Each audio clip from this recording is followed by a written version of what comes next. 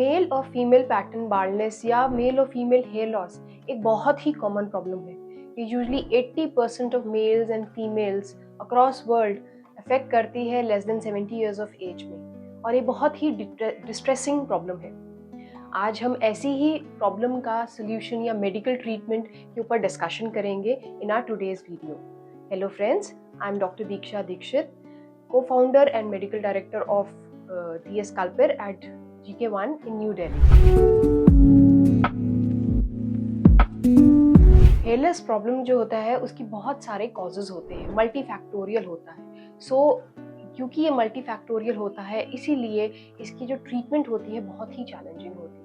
बहुत सारे factors like आपका जेनेटिक, आपका एथनिक बैकग्राउंड, आप किस पार्ट ऑफ द वर्ल्ड को बिलोंग करते हैं, आपका लाइफस्टाइल कैसा है, या आप किसी मेडिकल कंडीशन से जूझ तो नहीं रहे, इन सब चीज़ों को से डिटरमाइन होता है कि आपकी हेयर की कंडीशन कैसी है, आपका हेयर लॉस क्या है, आपका हेयर लॉस का कॉज क्या है।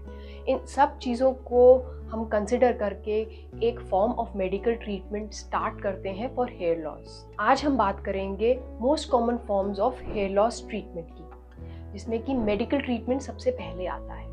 ये मेडिकल ट्रीटमेंट हम तब स्टार्ट करते हैं जब हम देखते हैं कि जब आपका अर्ली हेयर लॉस फेज चल रहा है, यानी आपके जो टर्मिनल हेयर हैं वो धीरे धीरे इंटरमीडिएट स्टेज में या वेलस हेयर में कन्वर्ट हो रहे हैं, और उसको रिटार्ड करने के लिए या उसको प्रोलॉन्ग करने के लिए या उस ग्रोथ फेज को इंक्रीज करने के लिए हम मेडिकल फॉर्म ऑफ ट्रीटमेंट पहले इंट्रोड्यूस करते हैं पेशेंट में, ताकि उनकी हेयर रूट स्ट्रॉन्ग हो, हेयर रूट जो है मैक्सिमली ग्रोथ फेज में हो, ताकि उनकी जो है ग्रोथ प्रोलॉन्ग हो, उनकी थिकनेस, उनकी डेंसिटी प्रोलॉन्ग हो और उनकी जो है स्ट्रेंथ बढ़े।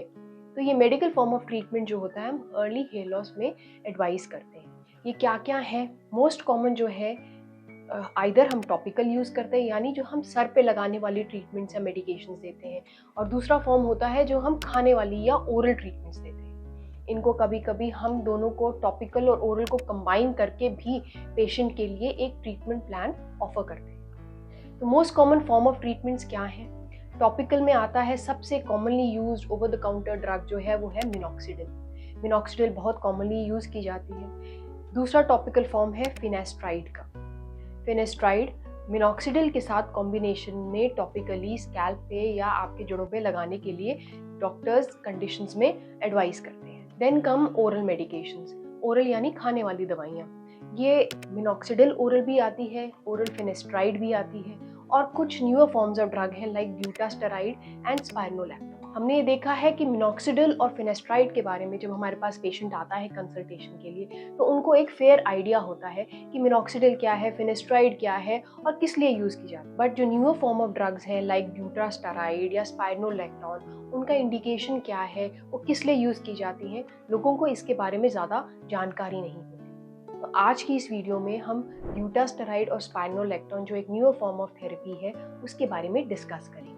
तो सबसे पहले बात करते हैं ड्यूटास्टेराइड की। ड्यूटास्टेराइड एक ड्रग है जो पहले एनलार्ज प्रोस्टेट जो मेल्स में हुआ करता था विद एज और due to any medical condition, उसको ट्रीट करने के लिए यूज़ किया जाता था, like in benign prostatic hyperplasia. ये प्रोस्टेट के साइज को डिक्रीज करने के लिए यूज़ किया गया है। इसका इनिशियल एक्शन जो होता है एसेंशियली सेम होता है एज फिनेस्ट्राइड। जिन लोगों को नहीं पता कि फिनेस्ट्राइड कैसे एक्ट करता है, तो ये बता दें कि जो मेल हार्मोन यानी टेस्टोस्टेरोन हमारी बॉडी में पाया जाता है, उसको कन्वर्ट करने के लिए डाईहाइड्रोटेस्टोस्टेरोन एक एक्टिव मेल हार्मोन फॉर्म होता है। उसको कन्वर्ट करने के लिए एक एंजाइम होता है 5-अल्फा रिडक्टेज।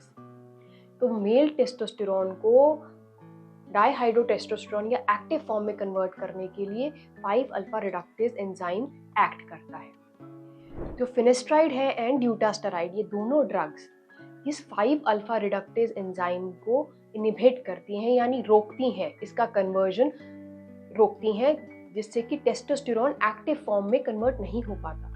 ये जो एक्टिव फॉर्म ऑफ टेस्टोस्टेरोन है ये काफ़ी हद तक हेयर लॉस जो होता है उसके लिए रिस्पॉन्सिबल होता है, क्योंकि ये जड़ों में जो है रिसेप्टर्स होते हैं उनसे सेंसिटिव होती हैं, डाईहाइड्रोटेस्टोस्टेरोन से हेयर रूट सेंसिटिव होती हैं। तो ये एक इसकी मात्रा ज़्यादा हो ब्लड से उसमें फ़र्क नहीं पड़ता, लेकिन कितनी सेंसिटिव आपकी रूट्स टू डाईहाइड्रोटेस्टोस्टेरोन है, इस पे काफ़ी हद तक निर्भर करता है कि आपका हेयर लॉस होगा कि नहीं। तो उस एक्टिव फॉर्म को बनने से रोकने के लिए 5 अल्फा रिडक्टेज इनहिबिटर्स यानी फिनेस्ट्राइड और ड्यूटास्टेरॉइड यूज़ किए जाते हैं। बहुत सारी ऐसी आर्टिकल्स हैं और बहुत सारे ऐसे ट्रायल्स हुए हैं जिनमें ये पाया गया है कि ड्यूटास्टेरॉइड जो है ज़्यादा पोटेंट है फिनेस्ट्राइड के मुकाबले orally for inhibiting 5 alpha reductase enzyme, जिसकी वजह से हेयर लॉस में और हेयर डेंसिटी इंक्रीज होने में इसकी पोटेंसी और एफिकेसी ज़्यादा मानी गई। हालांकि लॉन्ग टर्म ट्रायल्स इसमें अभी भी इतने नहीं पाए गए हैं, बट फिर भी इनमें ये जितने भी ट्रायल्स हैं उनमें इनकी पोटेंसी और एफिकेसी फिनेस्ट्राइड के मुकाबले ज़्यादा पाई गई है। ड्यूटास्टेरॉइड जो है अभी तक FDA अप्रूव नहीं है, तो इसीलिए ये एक over the counter drug for hair loss treatment नहीं बोली गई है। इसको ऑफ द शेल्फ कई लोग यूज करते हैं ड्यूटास्टेरॉइड को for hair loss. Essentially primarily ये एक बिनाइन प्रोस्टेटिक हाइपरप्लेजिया के लिए यूज की गई ड्रग। तो इसको please under the supervision of your expert, guidance of your expert and only अगर आपके मेडिकल एक्सपर्ट ने इसको एडवाइस किया है, प्रिस्क्राइब किया है, तभी लें। रिक्वायर्ड डोजेज में लें, जितनी मात्रा में बताई गई है उतना लें, और जितने ड्यूरेशन तक के लिए बताया गया है कृपया उतना ही यूज करें, और ये अपनी मेडिकल एक्सपर्ट के अंडर ही लें और कांस्टेंट सुपरविजन में रहें जब ये आप ड्रग्स यूज करते हैं। साइड इफेक्ट्स क्या क्या हैं ड्यूटास्टेरॉइड के? ड्यूटास्टेरॉइड जैसे फिनेस्ट्राइड होता है वैसे ही जो मेल्स में जो है इम्पोर्टेंस का कॉज हो सकता है, इजैकुलेटरी या इरेक्टाइल डिसफंक्शन भी कॉज कर सकता है। तो इसको प्लीज़ आप कॉशियसली लें, क्योंकि ड्यूटास्टेरॉइड का मॉलिक्यूलर वेट यानी साइज ज़्यादा होता है, तो इसको ओरल टॉपिकल फॉर्मुलेशन में लाना मुश्किल होता है।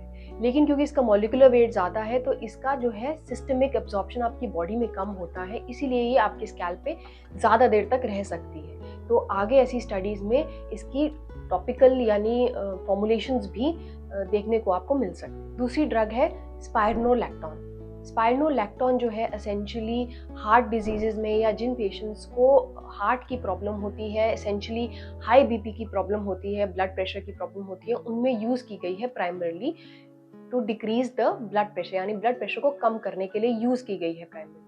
बट क्योंकि इसका भी इफेक्ट जो होता है एंटी एंड्रोजेनिक होती है, यानी ये एंटी मेल हार्मोन इफेक्ट होता है, इसीलिए स्पाइरोनोलैक्टोन आजकल यूज़ की गई है for female pattern baldness.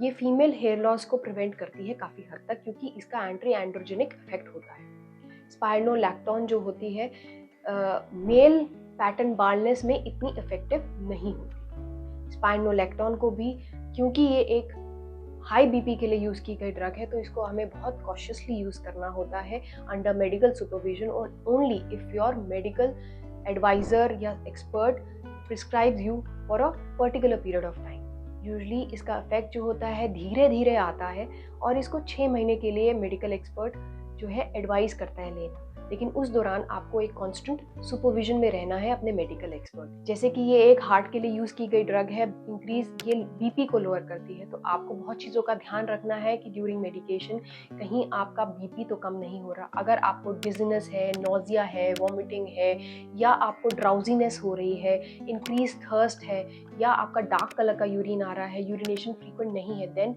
You need to consider कि आप शायद डिहाइड्रेटेड है और आपका वाटर लॉस ज़्यादा हो रहा है, या आपका इलेक्ट्रोलाइट इम्बैलेंस हो रहा है। तो side effect of spironolactone essentially can be lower BP, it can cause nausea, vomiting, it can cause electrolyte imbalance in your body, it can sometimes cause tenderness in your breast, irregular periods, आपका potassium level कम हो सकता है जिसकी वजह से आप drowsiness हो सकती है, आपको डायरिया हो सकता है। ये सारे साइड इफेक्ट्स हैं, इसीलिए आप प्लीज़ इसको मेडिकल सुपरविजन के अंडर ही लें।